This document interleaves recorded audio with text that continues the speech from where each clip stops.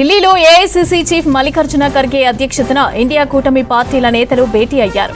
ఖర్గే నివాసంలో జరిగిన భేటీకి కాంగ్రెస్ తరపున ఎల్ఓపీ రాహుల్ గాంధీ, ఎంపీలు కేసీ వేణుగోపాల్, జయరాం రమేష్ హాజరయ్యారు.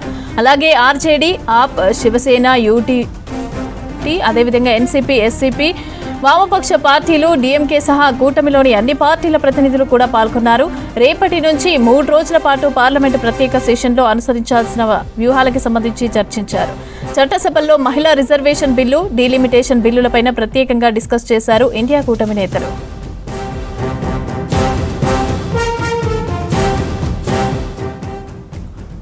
ఇదే విషయానికి సంబంధించి పూర్తి అప్డేట్స్ మదార్ అందిస్తారు. మదార్, ఇండియా బ్లాక్ భేటీకి సంబంధించిన అప్డేట్స్ ఏంటి?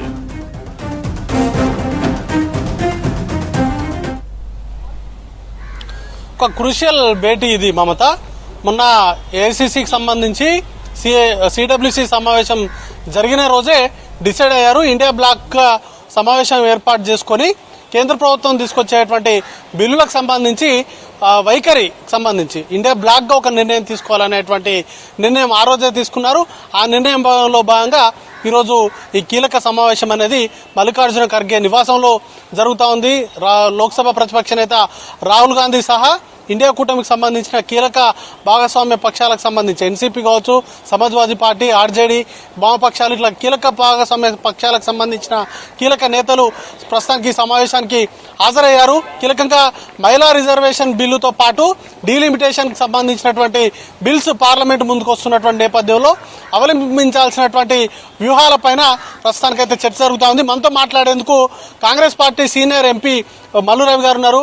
సార్, ప్రెసిడెంట్ మల్లికార్జున ఖర్గే నివాసంలో ఒక ఇండియా కూటమికి సంబంధించినటువంటి కీలక సమావేశం జరుగుతూ ఉంది. కాంగ్రెస్ పార్టీ వైఖరి ఏ విధంగా ఉండబోతుంది ఈ సమావేశానికి సంబంధించి? మేము ఇప్పటికే కాంగ్రెస్ పార్టీ ఒక అభిప్రాయాన్ని వ్యక్తపరిచాం. సౌత్ ఇండియాలో ఉన్నటువంటి ముఖ్యమంత్రులు అందరూ, కేరళ ముఖ్యమంత్రి కానీ, తమిళనాడు ముఖ్యమంత్రి కానీ, కర్ణాటక ముఖ్యమంత్రి కానీ, మన తెలంగాణ ముఖ్యమంత్రి కానీ అందరూ కూడా ఈ ప్రోరాటా ప్రకారం మీరు సీట్లు పెంచినట్టయితే తెలంగాణలో ఉత్తర భారతదేశానికి, దక్షిణ భారతదేశానికి మధ్యలో ఉన్నటువంటి గ్యాప్ పెరిగిపోయి సీట్లు పెరుగుతాయి. పర్సంటేజ్ వైజ్ ఇంత ముందు ఉన్నటువంటి పర్సంటేజ్ కంటే తక్కువ పరిస్థితుల్లో మన సౌత్ ఇండియా పడిపోతుంది.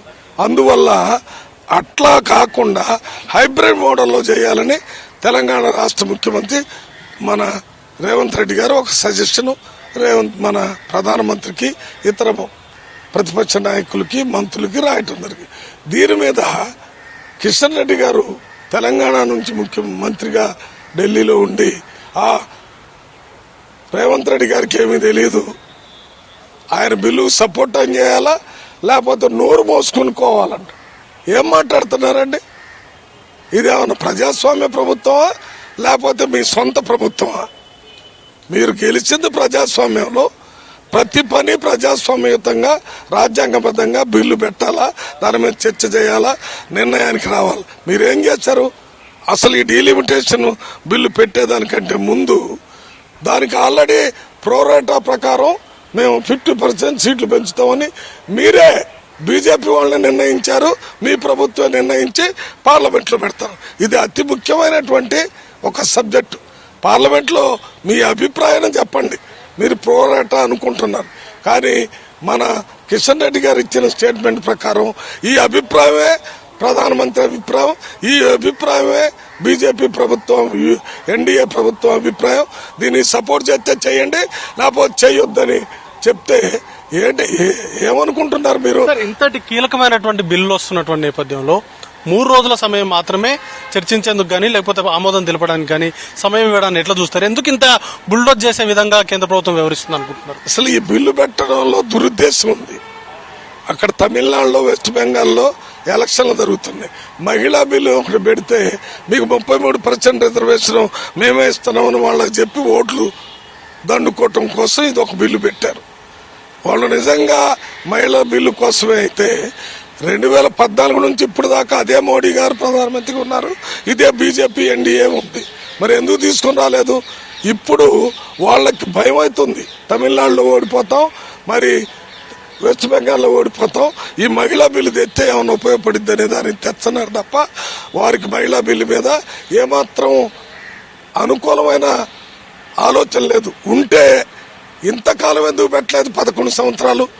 అది కూడా ఇప్పుడు 3 రోజుల్లోనే 3 బిల్లులు 3 రోజులు బిల్లులు పొద్దున పెట్టి సాయంత్రం, లేకపోతే ఈ రోజు పెట్టి రెండో రోజు, ఈ రకంగా ఈ రోజు పెట్టి రెండో రోజు పోయటానికి కూడా టైం లేదు. అన్ని 3 బిల్లులు పెట్టాలి, 3 మీద చర్చలు చేయాలి, 3 పాస్ చేయాలంటే ఏం జరుగుతుంది? ఈ బుల్డోజర్ ప్రభుత్వం రియలైజ్ కావాల్సింది ఏంటంటే ఇది పార్లమెంట్ ఆఫ్ ఇండియా, 543 మంది ఎంపీస్ ఉన్నారు, మొత్తం 140 కోట్ల మంది ప్రజల తరపున ఎన్నికైనటువంటి ప్రతినిధులు. వాళ్ళ అభిప్రాయాలు తెలుసుకోండి. పార్లమెంటే కాకుండా ఇది చాలా ముఖ్యమైన ఇది కాబట్టి మేధావుల అభిప్రాయం తెలుసుకోండి, ప్రజా సంఘాల అభిప్రాయాలు తెలుసుకోండి. ఫైనల్గా కొద్ది కాలం దీని మీద చర్చ చేయండి. అవసరమైతే బిల్లుని స్టాండింగ్ కమిటీకి పంపించండి, పార్లమెంటరీ కమిటీకి పంపించండి. అంతే తప్ప 3 రోజుల్లో ఈ ఉమెన్ రిజర్వేషన్ బిల్లుకి డీలిమిటేషన్ ఎందుకు లింక్ చేశారు? ఎవరైనా మహిళలకు వ్యతిరేకమా మీరు అని కాంగ్రెస్ చూపెట్టారు. మహిళలకు కాంగ్రెస్కి వ్యతిరేకం అయితే మహిళా బిల్లుని మేము రాజ్యసభలో పెట్టి అసలు పాస్ చేసిందే మేము కదా. సోనియా గాంధీ గారు, మన్మోహన్ సింగ్ గారి టైంలో బిల్లు పాస్ అయింది కదా. అది మీ దగ్గర 11 సంవత్సరాలు పడి ఉంది. అది మేము అధికారంలోకి వస్తే అప్పుడే 14 నుంచి ఆ 5 సంవత్సరాల్లోనే బిల్లు పాస్ అయ్యేది. ఈ పాటికి 2 సార్లు ఎన్నికల్లో మహిళలకు రిజర్వేషన్ దొరికింది. 2011 జనాభా లెక్కల ప్రకారం డిలిమిటేషన్ చేస్తామంటూ కేంద్ర ప్రభుత్వం చెప్తోంది. దీని ద్వారా నష్టం ఎవరికి జరిగేటువంటి అవకాశం ఉంది? 2011 ద్వారా చేస్తే 2011 మీద ఈ ఇంక్రీజ్ ఆఫ్ సీట్ చేస్తే ఫస్ట్ నష్టపోయేది ఎస్సీలు, సెకండ్ నష్టపోయేది ఎస్టీలు, థర్డ్ నష్టపోయేది మహిళలు. ఈ అన్నిటికీ వ్యతిరేకమైన పార్టీ బీజేపీ. వాళ్ళ పార్టీ మొదటి నుంచి చూడండి, రావటమే రాజ్యాంగాన్ని రద్దు చేస్తారన్నారు, ప్రజల్లో వ్యతిరేకత వస్తే అదేం లేదన్నారు, అంబేద్కర్ అనొద్దన్నారు. అటువంటి పార్టీ వాళ్ళ ఒక వ్యవస్థ ద్వారా వాళ్లకున్నటువంటి అవకాశాలని ఇచ్చేస్తున్నారు. మళ్ళీ దేశంలో ఈ ఫెడరల్ వ్యవస్థకు వ్యతిరేకంగా పోరాటం జరిగేటటువంటి పరిస్థితుల్ని బీజేపీ ఎన్డీఏ ప్రభుత్వం రేపటి నుంచి సమావేశాలు జరగబోతున్నాయి కదా, ఇండియా కూటమిగా మీ వైఖరి ఏ విధంగా ఉండబోతుంది? రేపటి నుంచి మీ మీరు ఎట్లాంటి అంశాలను లేవనెత్తబోతున్నారు? డీలిమిటేషన్ మీద 100కి 100 ఈ పోరాటం వల్ల మాకు నష్టం జరుగుతుందనే విషయాన్ని పార్లమెంట్లో ఈ బిల్లును వ్యతిరేకంగా మాట్లాడి దాన్ని ఆపటానికి ప్రయత్నం చేస్తాం. హైబ్రిడ్ స్థాయిలో చేయాలని రాసాం. అది మీరు చేయగలిగితే చేయండి, దానికి ఆల్టర్నేటివ్ ఏదైనా ఉంటే చేయండి. మేము ఎందుకు చెప్తున్నామంటే ఈ డీలిమిటేషన్ ఇంక్రీజ్ ఆఫ్ సీట్లు అయిన తర్వాత ఇప్పుడు ఉత్తరాది రాష్ట్రాల్లో ఉన్న సీట్లకి దక్షిణాది రాష్ట్రాల్లో ఉన్న సీట్లకి ఉన్న మధ్య అంతరం సీట్లు పెంచిన తర్వాత కూడా అంతే ఉండాలనేది మా కోరిక. అంతేగాని సీట్లు పెంచాము 50% ద్వారా ఇచ్చామనంటే నంబర్ చాలా ఎక్కువ పెరిగిపోతుంది. అక్కడ రేపు ఎన్నికలు వచ్చినప్పుడు ప్రధానమంత్రికి ఆల్మోస్ట్ అసలు సౌత్ ఇండియా యొక్క అవసరం లేకుండానే పరిపాలన చేసుకునే పరిస్థితి వస్తే అసలు మా రిప్రజెంటేషన్ ఉండదు, మాకు ముఖ్యమైనటువంటి పదవులు లేకుండా పోతాయి సౌత్ ఇండియాకి. ఆ పరిస్థితి రాకుండా చూసుకోవాల్సిన అవసరం ప్రధానమంత్రి మోడీ గారి మీద ఉంది. అందువలనే రేవంత్ రెడ్డి గారు లెటర్ వారికే రాశారు. Okay sir, thank you.